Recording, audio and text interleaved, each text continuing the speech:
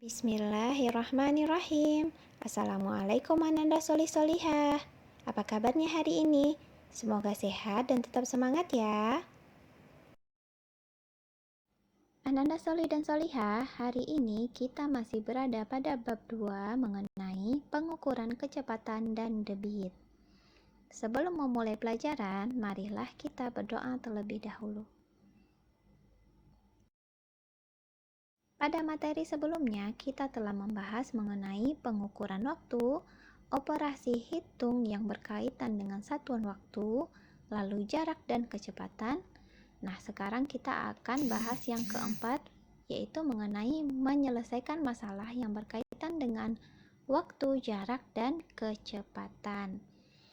Nah, bagian yang pertama yaitu menyelesaikan masalah yang berkaitan dengan pengukuran waktu. Mari kita lihat contohnya. Seorang pembalap dapat melewati satu putaran lintasan balap dalam waktu 1 menit 55 detik. Jika setiap putaran dilalui dengan catatan waktu yang sama, berapa lama pembalap tersebut dapat menyelesaikan balapan yang terdiri atas 22 putaran? Nah, untuk menyelesaikan masalah ini, kita dapat tuliskan terlebih dahulu diketahui. Nah, dari soal di atas atau cerita di atas, kita bisa mengetahui satu putaran waktunya adalah 1 menit 55 detik.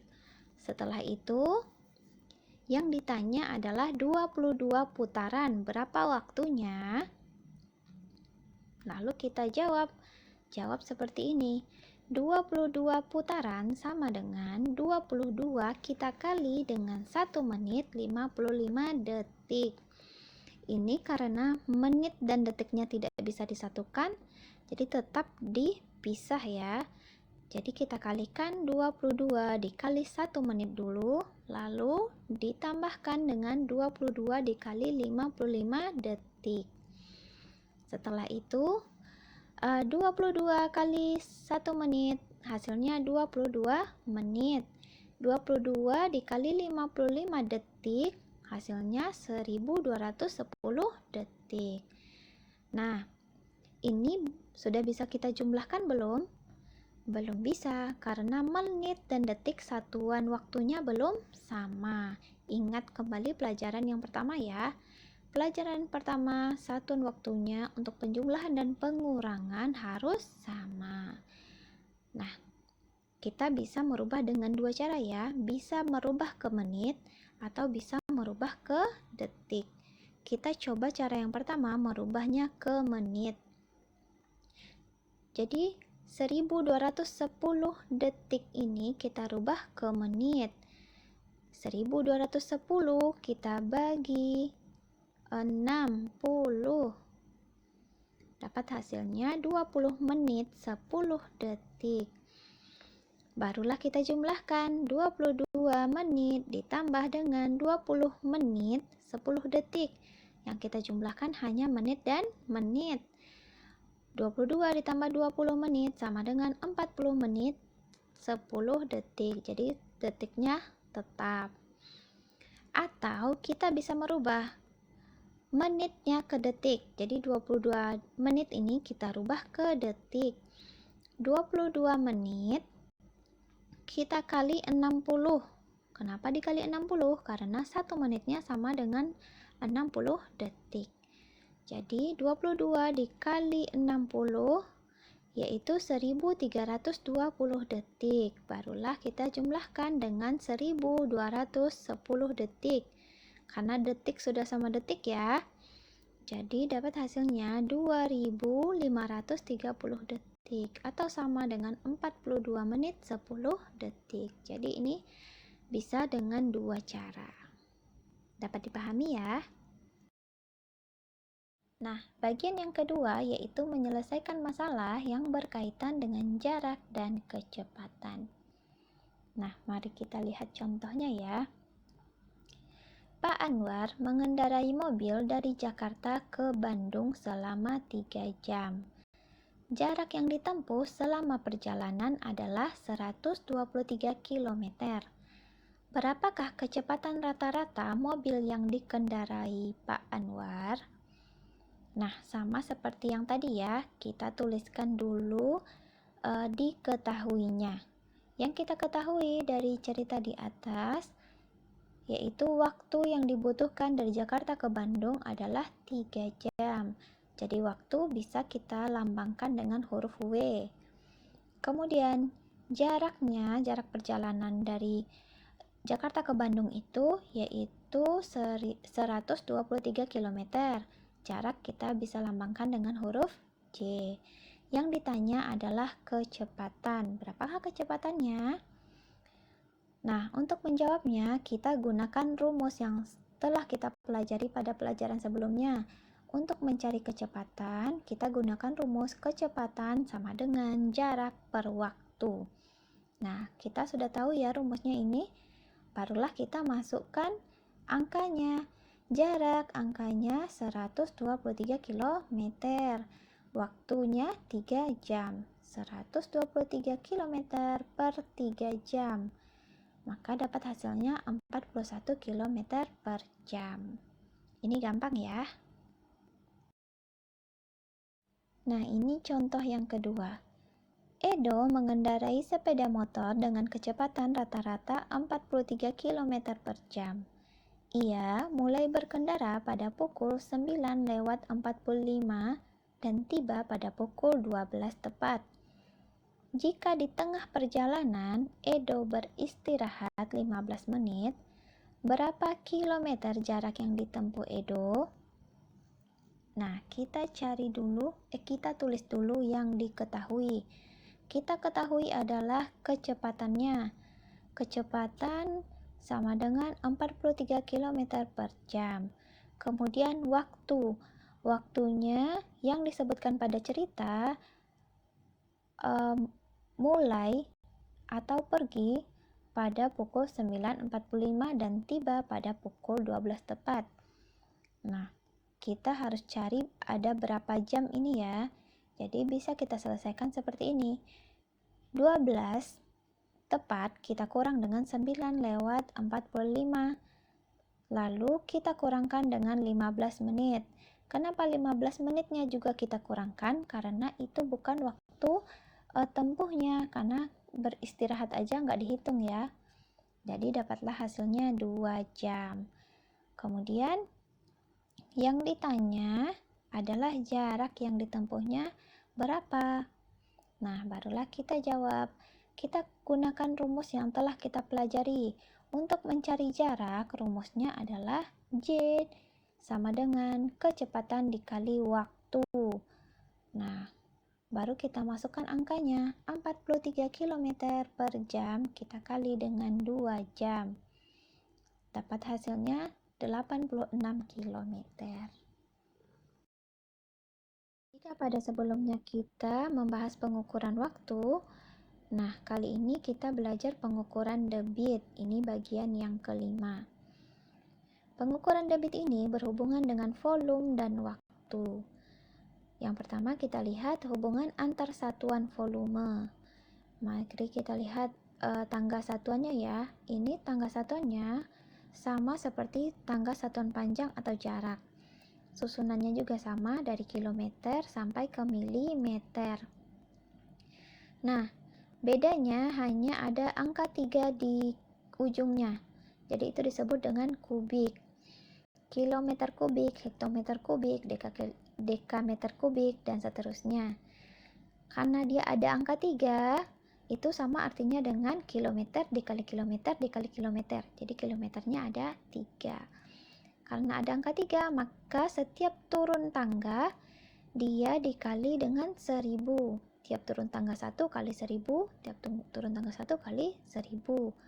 Kemudian sebaliknya, jika kita mau naik tangga, kita bagi 1000. Nah, mari kita lihat contohnya ya. 2 km kubik, berapa hektometer kubik? Nah, ini turun apa naik? Ini turun. Kalau turun tangga dikali 1000. Jadi 2 kita kali 1000. 2 kali 1000 yaitu 2000 hektometer kubik. Nah, soal yang kedua, 20.000 hektometer kubik berapa kilometer kubik? Nah, ini naik tangga dari hektometer ke kilometer, naiknya satu tangga. Maka dia dibagi 1000, hasilnya 20 kilometer kubik. Selain satuan volume yang tadi udah kita bahas, terdapat juga hubungan antar satuan volume yang lainnya, seperti satuan liter. Nah, mari kita lihat gambar berikut. Nah, satuan volume ada kubik dan ada liter. Tadi yang kubik udah kita bahas ya, setiap turun tangga kali 1000, setiap naik tangga dibagi 1000. Sekarang yang tangga liter. Tangga liter ini sama urutannya dari kiloliter sampai ke mililiter. Tetapi untuk turunnya, setiap turun tangga, kiloliter ke hektoliter ke dekaliter itu dikali 10. Kalau dia naik tangga dibagi 10. Nah, hubungannya seperti kiloliter itu sama dengan meter kubik.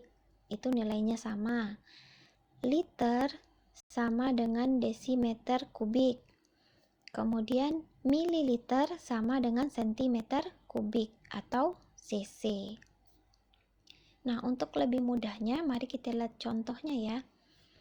Contoh yang pertama, 3 liter sama dengan titik-titik sentiliter.